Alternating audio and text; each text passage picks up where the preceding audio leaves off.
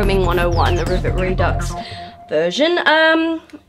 But when you are starting out dreading, the main thing you have to learn is how to backcomb your dread properly. Backcombing is basically what keeps your dread together after it's been sealed, and if you don't backcomb properly, you can come across problems like unraveling and just complete destruction of your dreads after one night of wearing them. So anyway, what you're going to be trying to achieve about now, you're just trying to achieve these puffball things that stand up. I call this the erection test. I know it's rude, come on, I used it in my first video, I'll use it here, but basically you just want them to be able to stand up and you want them to be soft and squidgy but firm. So I've got two here that I backcombed earlier, and I'm also going to teach you how to actually backcomb a double-ended dread.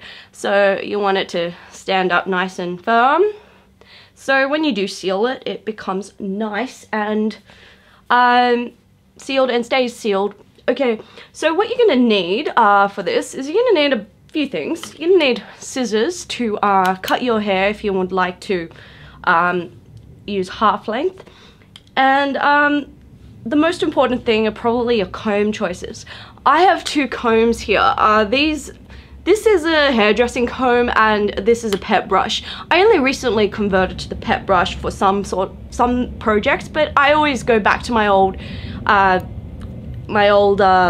hairdresser's comb because it's good, because it's split into two types of teeth, wide teeth and narrow teeth, which means you only need one comb. And this is also a very durable plastic, so if you've got a hairdressing supply store nearby, you'll want to get them. They're under $5. So, and this one I've had since 2009 and most of my dreading career. There we are.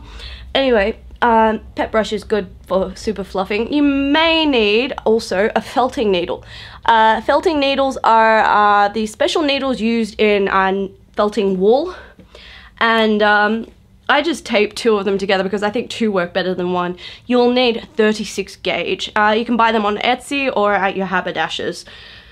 And lastly, oh actually not lastly, these are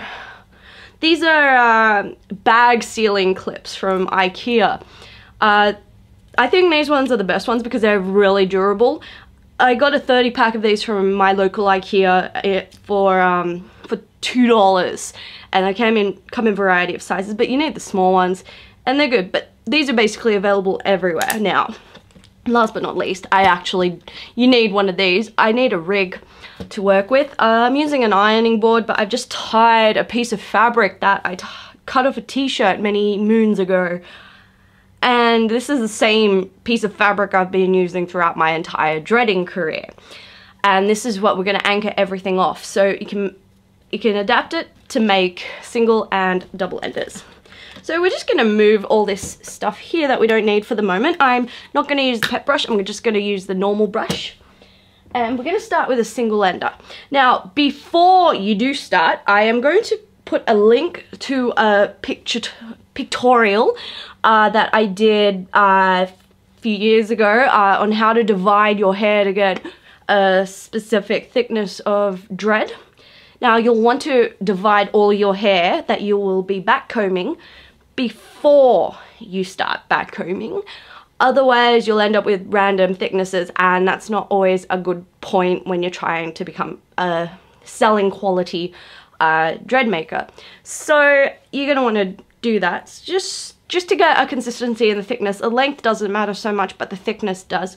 So anyway, when we're doing a single-ended dread, we're going to loop the hair. I'm using the full length that came in the packet. You can use half length, quarter length, whatever you're comfortable with for this. And you're just gonna loop it around. Now at this point, some dread makers will tell you to actually anchor the loop or like tie an elastic there, braid it, tie a knot. I find these destroy the loop and end up sitting really funny when they're actually in your hair. You want a nice small loop, no larger than 10 millimeters, otherwise they sit funny and they look bad, to be honest. Big loops, bad thing.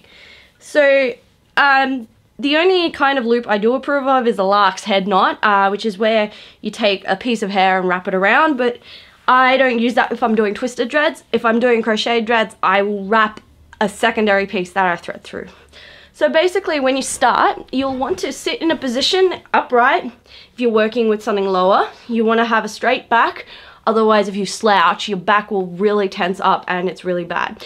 Otherwise, you may want to actually put your dread rig somewhere at shoulder height because it works much better and it's a lot easier on your back because you can stay straight and move right in front of you. Now, next thing is your tension. Like with knitting, you have to be given a tension. You don't want to be pulling it so tight that you can't actually backcomb. You don't want to hold it too loose, otherwise you won't be able to backcomb either. You want to keep it taut, but allow movement between the thumb and your finger where you're holding it. So I hold the hair like this, and I use my thumb to direct hair into the matted mess that we're going to be creating. So basically you want to start holding it about nearly halfway down the where you're going to start backcombing. This will give you a good place to start, and if you start about maybe 3/4 of the way from where your thumb is, and you want to take one quick long stroke. So start here and go like that, and as you can see, the hair I slightly let go with my left hand and I let the hair go up. So just grab it back again, and next thing you want to do is you want to start about here and quick and stroke. As you can see, you've created more mess. So, and we're going to start repeating that, and we're going to do it, I'm going to do one pass, show you what to do and what to do afterwards. So let's go. Start back here, and that is one pass done. Now you have to smooth it out and rip it apart if it seems to be too knotty or there's too much bulk in there, and we're going to start again.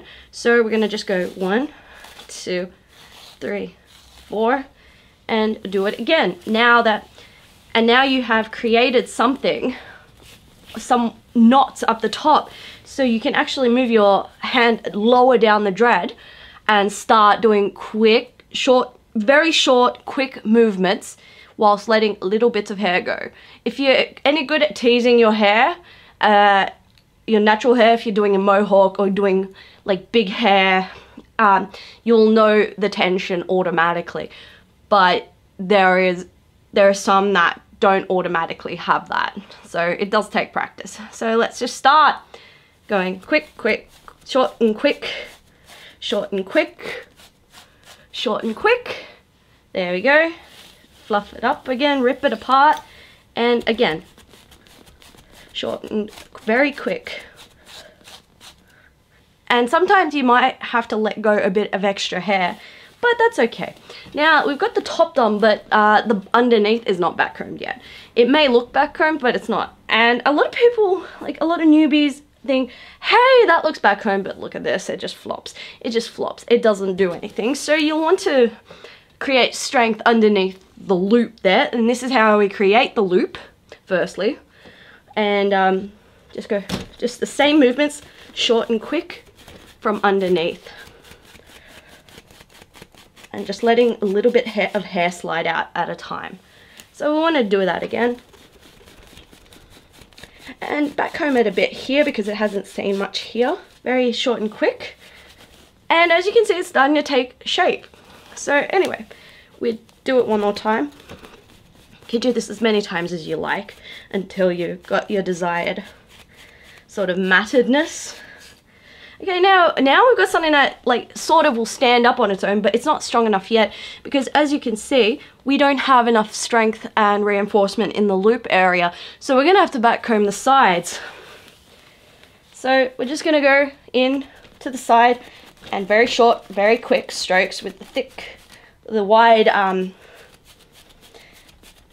part of your comb, and just go a couple of times, and that should mat it up. Remember to do the other side.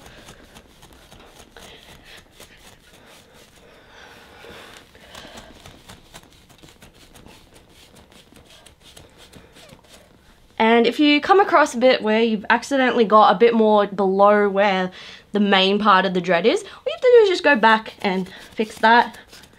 So you've got that. Keep pulling it out so you get some length in there, otherwise you end up with a really short dread. But all you have to do now is just pull out certain bits, and I've noticed I've created a really big lump here. So what I'm going to do is I'm going to re-backcomb it up here. Just very short, very quick strokes here.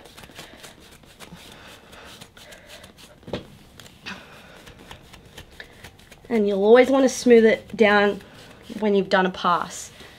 That is what keeps it from knotting up, like in below where you want it to knot up and stuff. So just finishing off the main body of the dread. As you can see, it's going to start tapering down. It's going to go thick to thin, and that's the ideal kind of dread you're going for. Some dread makers actually do make them one sort of size all the way down, and I congratulate them. That is a skill I wish I had, but I'm one to do the very tapered kind of dread, so I envy you guys. So just finishing off, and like you're gaining towards the end, and the wide bristles are not really doing so much in terms of helping you get your ends done. So what we're going to do, we're going to switch over to the thin side, the narrow side, and just continue on. This is what the narrow side is good for, so just keep pulling it. You want to get a nice end, but you don't want it to be too thin. So there you go.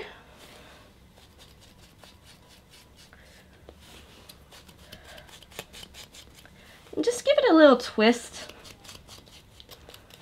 There. Anyway, now what you'll want to do is you want to feel it for any loose bits. Now it's fairly well matted. It's spongy, but it still has some give, and I do have a bit of a weak spot here, so I'll just tackle that once more.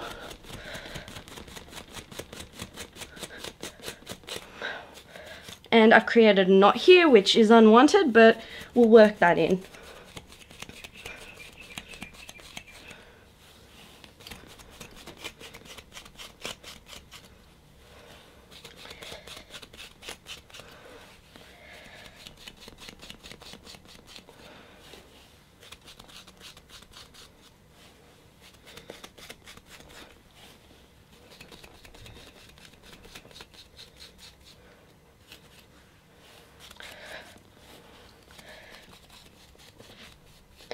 And I think we're done.